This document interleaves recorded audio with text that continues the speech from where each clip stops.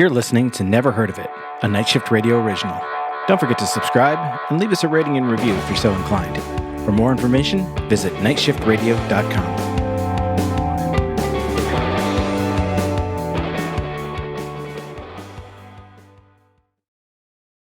So I quit my job. Good for you. As of the date that this episode airs, this trailer, it will be tomorrow. Will be my last day. Mm-hmm. And, whole bunch of reasons, really complicated. Don't want to get into it on the podcast because I don't know who listens, and I don't want to talk bad about anyone. I'll talk plenty of shit offline. Yeah, of course. But the reason I bring that up is because I had to box up all of my stuff to send back for work, which included the big monitor that I've been using. So I had to completely redo my desk. Back to using the smaller monitor. I finally ordered a stand for that one little portable monitor that I've been using, so I could actually set it somewhere instead of just having it leaning on things, which it works, but it's just kind of always in the way. So I'm excited to try out some different setups. And at one point I thought I'm going to put, I've got that TV that I've been trying to hang, the ongoing saga of that television. Hanging a TV. I'll throw the legs back on it temporarily. I won't take the mounting plate off it because I am still eventually going to mount it. I swear I'm going to fucking do it.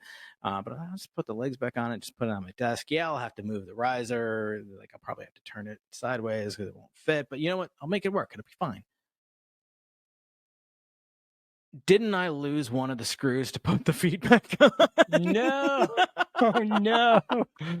Oh, dang. So I gave up on that idea pretty quickly. And, at some point I'm just going to mount it. It'll be fine. And for when I do that, that'll actually be perfect because, I can pop a Chromecast in and play Stadia, which has been fun. I've actually been playing that more. Actually, what I did was take my Slate, my Chromebook tablet, and just put that on my desk, and I hooked it up to my capture card, and turns out it's flawless for streaming Stadia.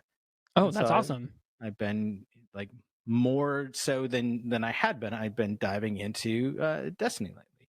Yeah. So it's maddening. There are times when I absolutely fucking hate it. But other times it's really fun. Same. For someone who's been playing it every day for 7 years, same. There are many times where I'm like, I fucking hate this game. I'm going to continue to play it for 4 more hours, but you'll fuck this game. And then there's times where I'm like, this is probably the coolest game I've ever played. It's probably good that not very many people watch me, because sometimes I'm just fucking what the goddamn this bullshit. I fucking hate this game. But the where was I going with this? I was going somewhere. God damn it. But being able to play, having the setup, streaming. I just totally lost my train of thought on it. But anyway, it's been. Oh yes, okay. So part of the reason that I didn't really get I played it a little bit every now and then. I would talk to you about it, but without having the crossplay available and just playing on my own, I was just kind of lost, and it took me months to figure out this one fairly intro quest. Just couldn't find the where I needed to go, and just would give up after a while. But I finally got through that, and then lately, the last couple of times that I've logged in, it's just lengthy cutscene, and then just dropped me right into a mission. I'm like, this is cool. It just throws me right into something to do. And I'm like, okay, more of that, please. I mean, maybe shorten the cutscenes a little. They're very cool, but they're getting to be so that's a thing that recently Destiny's been doing over the past couple of seasons. Destiny goes by seasons, so it's kind of like quarterly seasons.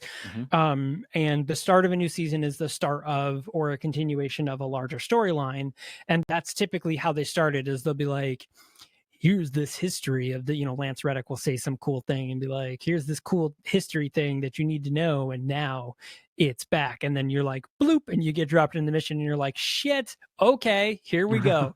And it's been pretty cool. And then as the weeks progress, you get a cutscene, and then you just you carry on and do kind of your rinse repeat stuff. But it's pretty cool. This season's been pretty interesting. Everybody is having the debate because these enemies that we've been fighting against in the storyline, a group of them are like, hey, we aren't with those other enemies, we used to be good guy. Like there's the Traveler, which is this big being that basically goes around and gives people superpowers, gave these guys superpowers first, and then was kind of like, nah, fuck off. And then came to the humans and gave us superpowers. And, they were like, hey, what the fuck? So these guys were like, hey, we're not with those other bad guys. They're also trying to kill us. Like these other people these robots are trying to kill us. Can we like chill with you? And like, can you help us? And of course, the big, the Lance Reddics are like, yeah, of course, come stay in our city. We'll protect you. We'll fight together.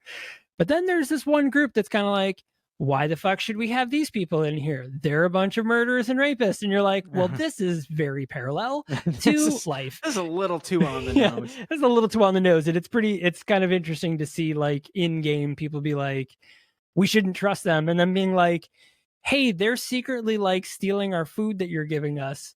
Could you tell them to stop it? You're like, so they're racist piece of shits. Got it. Yeah. It's pretty wild. Yeah. But all of that to say, for those of you listening, if you enjoy watching people stream and play games well, then you should check out Michael's Twitch channel. If you enjoy watching people stumble through life and swear a lot and make jokes at their own expense, you can watch me. Yeah. Actually, we stream at opposite times, so you could watch both of us, actually. Watch me during the day and Caleb at night, and then it's perfect. And then eventually you'll watch us both at the same time, because we will eventually play together and stream together. We do need to do it. We just like we'll figure out a thing of it. Yeah. But that being said, we're not here to talk about video games. We are here, in fact, to talk about the one and only Nicolas Cage. So hello and welcome to the Never Heard of It podcast trailer edition. I'm your host, Michael Fight. And I'm Caleb, and this was my doing. Yes, it was. As you may recall from last week, Michael gave me the reins this month to pick the movies.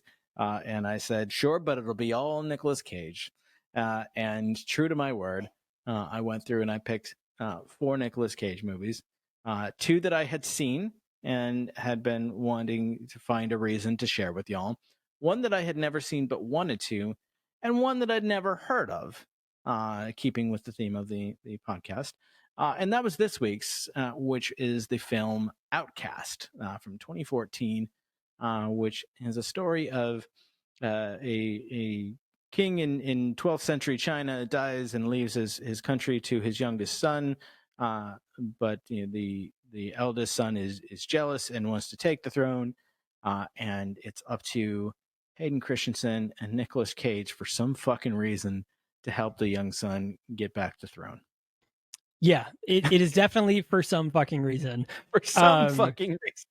Yeah. So for those of you guys that have heard our past Nicolas Cage reviews, our thoughts on this is that, Nicolas Cage movies are watched for Nicolas Cage's performance only and not anything else. Because, as if you guys listened to Drive Angry last week, we said very blatantly that the movie, if it was not Nic Cage, would have been just garbage.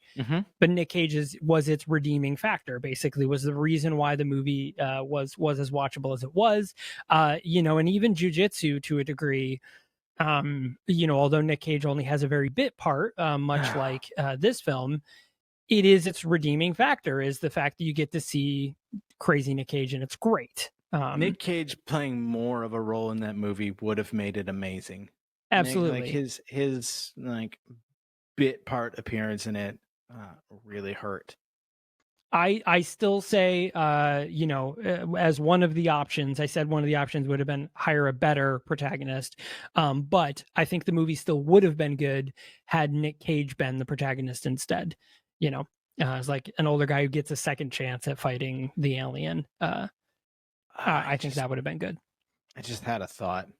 Okay. Remember how the Mortal Kombat movie had like a random new character that they introduced just for the movie, just to kind of like be a reason to give the exposition for the combat tournament, and which they didn't need because Outworld and Earthrealm and whatnot. Like, it is what it is.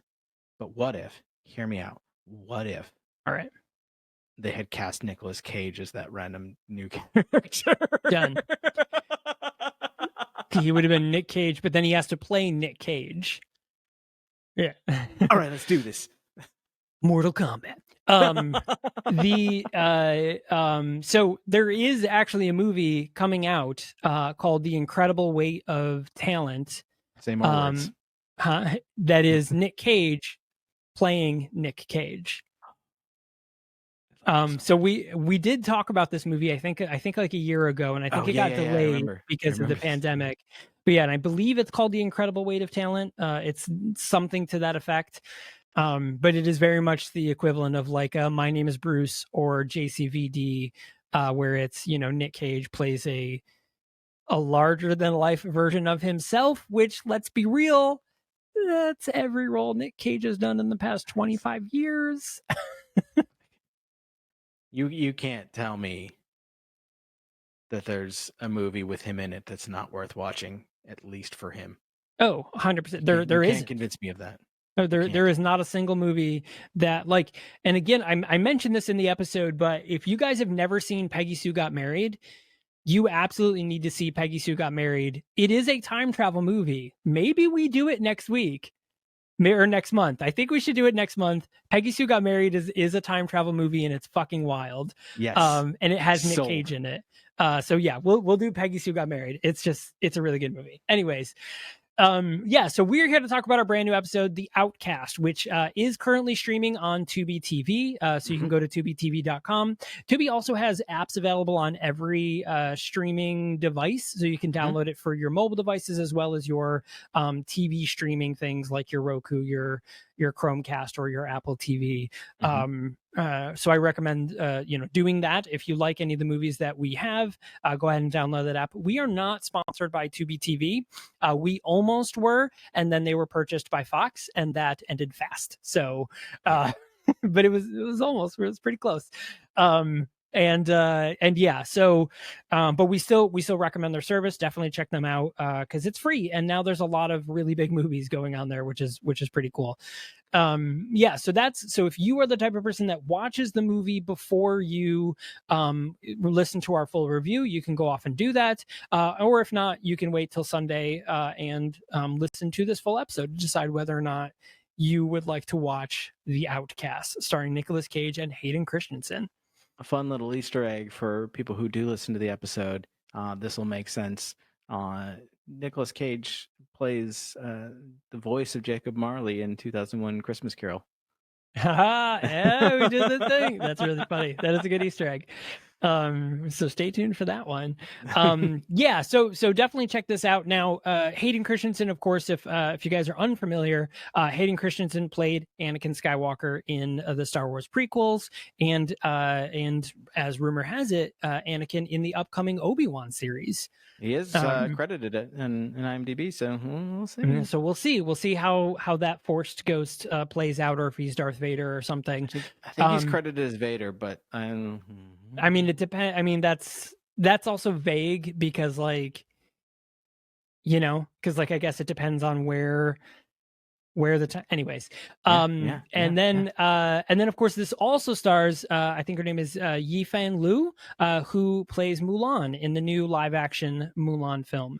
So she is also in this movie. So it is actually a decent cast. I will say it is a pretty decent cast all around. So if you are at all interested, go ahead and give it a watch. And then, of course, if you're listening to this, go ahead and hit subscribe on your podcast player of choice, or like, comment, and subscribe on YouTube. And, of course, if you are so inclined, as Caleb said at the start of this thing over our music intro, leave a rating and review if you're listening on Apple Podcasts. We would super appreciate that. That is how other people, that's how Apple decides to push podcasts out so people can actually see them. And it would help, grow this community of people who love movies like this. So more people can get involved. We can do more listener requests, and it would be awesome. And we'll if I can watch any movie you guys suggest that we can. Hell yeah. Hell yeah. Hell yeah. So cool. All right. Thanks a lot for listening, guys. And we will see you Sunday. We sure will.